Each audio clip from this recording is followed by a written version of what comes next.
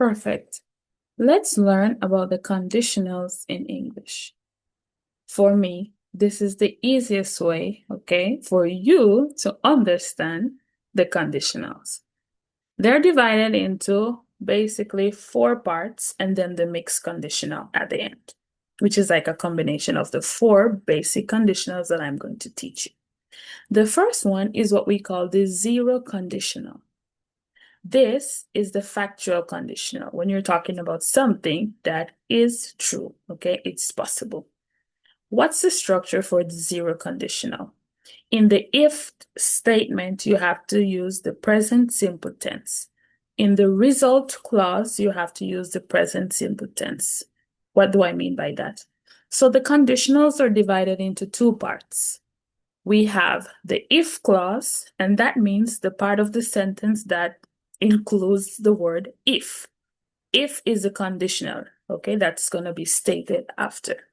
So if plus the present simple tense, and in the other part, the result clause, we also use the present simple tense as well. So what do you have to remember? With zero conditional, we use the present simple tense on both sides. This is for something that is factual. This is for something that is true. Perfect. Let's check the examples. If I read more books, I learn more. This is very true. It's factual. It's possible as well. So if I read in the present tense more books, that's the if clause. I learn more, present tense, in the result clause. Perfect. Another example is if she sleeps early, she gets a good night's rest. This is also factual. So if she sleeps early, sleeps is in the present tense, and that is the if clause. She gets a good night's sleep, that's the result clause, and we also use the present tense. Perfect.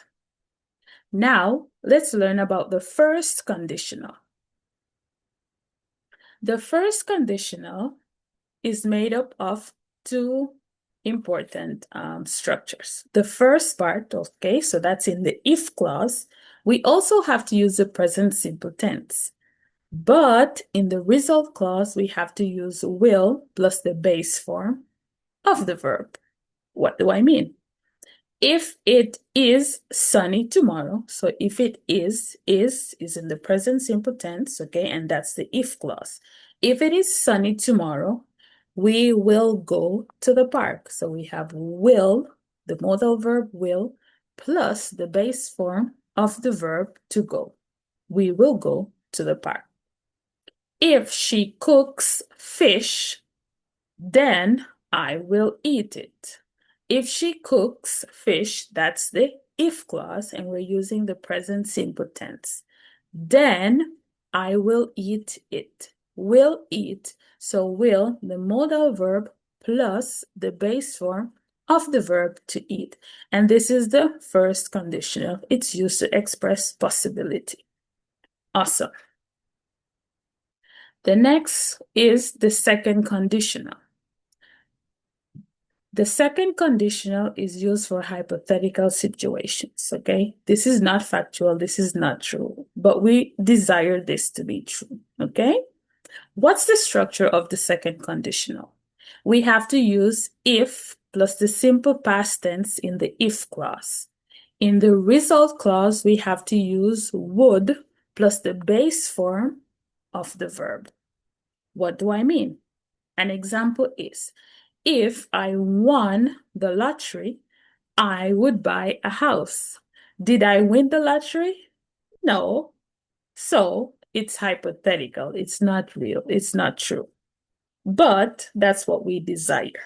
So if I won the lottery, won is the past tense of the verb to win. Okay, so remember the structure is the past tense in the if clause. In the result clause, we have to use would plus the base form of the verb.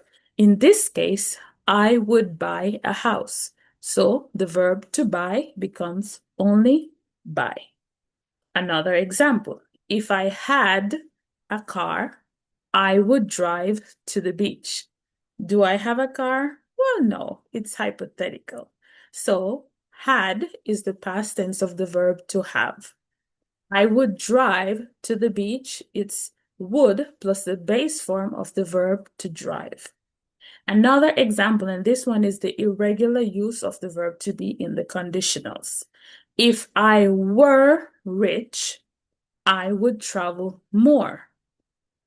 What you have to bear in mind in this case is that even though I, okay, is first person, and the conjugation for I in the past tense is was, whenever you're using the conditionals, okay, the second conditional in this case, you always have to use were. So if I were rich, I would, plus the base form of the verb travel, more. Perfect. And our last conditional is the third conditional. The third conditional, like complete, this is not even possible. It's hypothetical. It doesn't exist, okay? What's the structure? In the if clause, we have to use the past perfect tense. What's the past perfect tense again? Had plus the past participle of the verb. And in the result clause, we have to use would plus have plus the past participle. What do I mean? Let's check the examples. If I hadn't spent all night watching TV, I would have woken up early. Let's break down this sentence. If I hadn't, okay, so had, not, okay, let's take away the not. So had is the past tense, okay, of the verb to have. So remember, the past participle is had plus the past participle of the verb, the main verb. So in this case, spent. So past plus past participle. If I hadn't spent all night watching TV, and that's the if clause. In the result clause, I have to use would plus have plus the past participle. The good thing about this one is that would have is always the same. It's not going to change because remember that after the modal verbs in English, we have to use the base form. So I would have is always the same. You only have to focus on the main verb and what the past participle of that verb would be. So one more time. If I hadn't spent all night watching TV, I would have woken up early. Another example is, if I had saved my money, I wouldn't have had financial issues now. So in the if clause, we have had saved, had plus the past participle. In the result clause, we have wouldn't have plus the past participle of the verb to have, which is had, okay, financial issues now. And this is very strange for some of my students because they're like, why do we have had? Yes, you can use have more than once. So remember, one is the auxiliary verb and the other one is the main verb. So yes, it's possible. I wouldn't have had financial issues now. And that's the structure for the third conditional in English. If plus the past perfect tense, and in the result clause, we have would plus have plus the past participle.